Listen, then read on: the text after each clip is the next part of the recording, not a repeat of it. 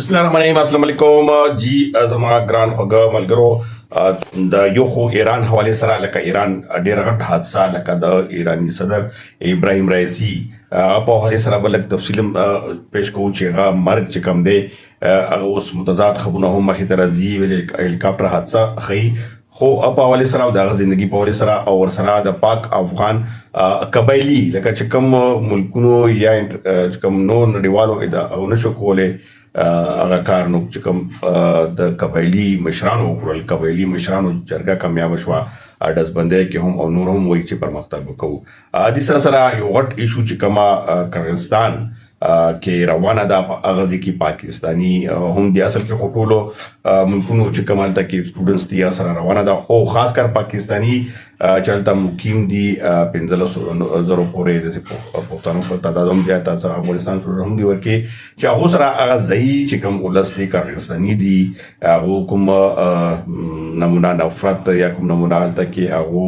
زدوکوب کوي ټول هلته نه اوس بار ته وځي. وایي دا ډېر پخوانه کې ده خو اوس دا ایشو چته شوه هغه په حوالې سره او بیا د حکومتي چې کومې دعوې دي او بیا هلته په ګراونډ څه کېږي. څه ملګري ما سره قرغیزستان نه په لاین هم بیګا شپې هم شي چې هغه تاسو ته زه ویډیو هم ښیم، هغې خبرې هم تاسو واورئ نو تاسو ته به اندازه وشي.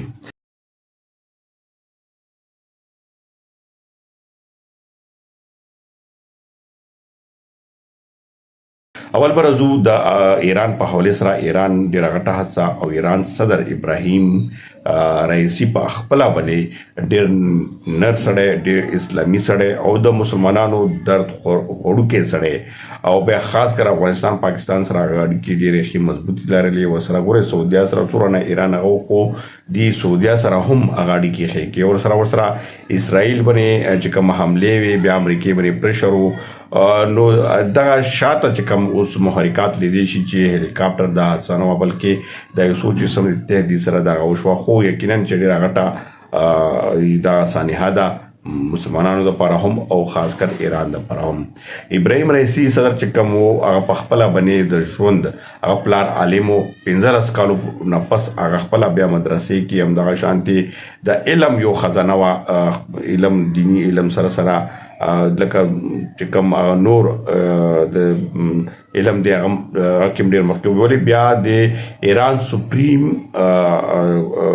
کورټ لکه د چیف جسټس په څوکۍ د پروسیکیوټر په څوکۍ همدغه شانتې نور ډېر مهمو څوکۍ نه وته اخري صدر چې کوم دا 3 کاله پورې دا صدرت دی ټینور پوره شولی چې دا غریب په داسې حادثې کې لاړه چې اوس دوی باندې متضاد انکوایري هم روان دي او دغه په شا باندې داسې ښکاري چې امریکا اسرائیل لاس دی. افغان جرګه چې کومه قبایلي جرګه ناسته وه هغې قبایلي جرګې خو ډزبندي کې ډېر اهم کردار ادا کړ، ډزبندي مکمل وکړه ورسره د پاک افغان پولي باندې تګ راتګ سلسلې باندې چې کوم اخوا دي دې خوا دي هغه کوم نږدو هغه دي هغه دپاره اسانتیاګانې بغیر ویزې باندې خبرې روانې دي او هغې وایي چې د دې ګارنټي به موږ اخلو چې کوم کسان اوړي راوړي چې هغه ځایي او خپل لکه دلته کې خپلوان هم ډېر دي یو طرف ته بل طرف ته چې هغه پولي باندې خبرې اترې روانې دي خو دغه ټول نه اهم چې کوم هغه وه هغه په ډزبندي باندې وه یو اهم قدم دی او مخته هم هغې وایي چې کوم پاک افغان خپله کې کوم ریلیشن دی پښتنو خپله کې ریلیشن دی د تګ راتګ سلسلې باندې هغې جرګه به داسې جاري وي او مخته هم پرمختګ کوي. نو امید لرو چې مخکې هم هغه حکومت سره کوم د ویزو یا د نور کوم اصلي مشکل ګیر دي دا ټولې حل کړي.